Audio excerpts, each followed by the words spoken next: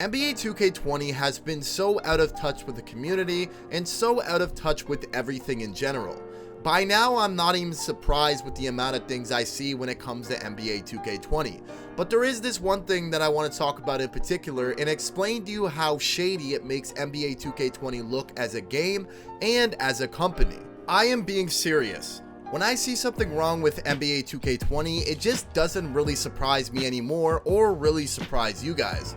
But this right here, what I'm about to show you, is just pure laziness, and it shows you how much they do not care about NBA 2K20 this year. I don't know if you guys ever heard of the term filler, but it's basically something that fills up something, kind of like an album. So for example, certain songs on albums are called fillers. They're songs that aren't that good, but they're put there to increase the track list. To put it a little bit more simpler, think of when you had to type a paper for school and you had to reach the word count, so you wrote a bunch of random things to meet the word count. That's basically what NBA 2K20 is. Hopefully you guys understood that. But let me show you this. So NBA 2K20 has had several patches already throughout the year since its release. And they aren't small patches like whatever, they are huge patches that take up an enormous amount of space on your hard drive. I am talking 20, 40 gigabytes for a single patch alone.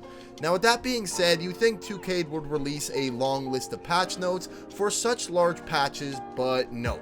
Sometimes they don't even release patch notes, and when they do, they look a little something like this.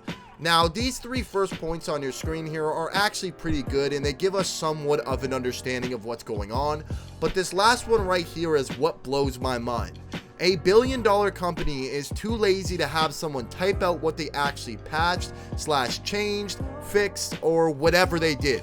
So instead, they put many more fixes included to improve the overall experience of NBA 2K20. Like, that is just mind-blowing. There is no way patches this big do little to improving the game.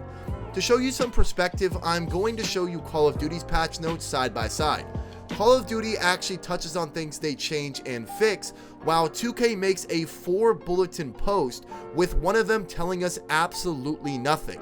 We don't know what they changed, we don't know what they fixed. We know that 2K does some things behind the scenes that we don't actually know about, like changing jump shots, lowering the green release window, and basically making the game unplayable and unenjoyable. If you're just going to go ahead and change something in the game, especially when it has that much of an impact on gameplay, I feel like you should tell the people who actually play your game.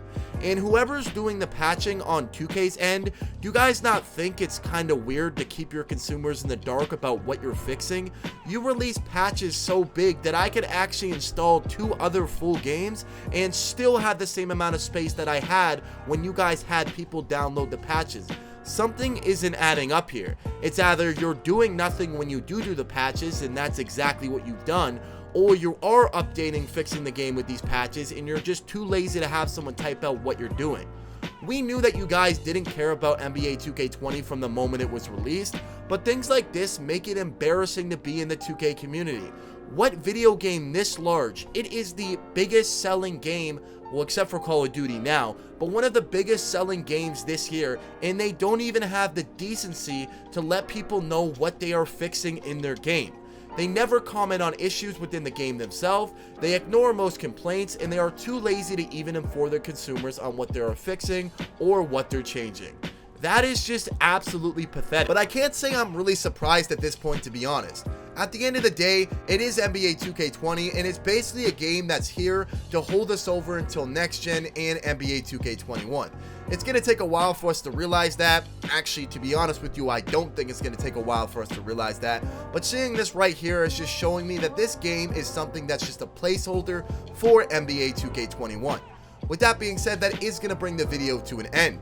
If you guys enjoyed the video and you guys enjoyed the content that you see on your screen, make sure you guys hit that subscribe button. I would appreciate it a lot. Thank you very much for supporting the channel. I'll see you guys next time, and peace.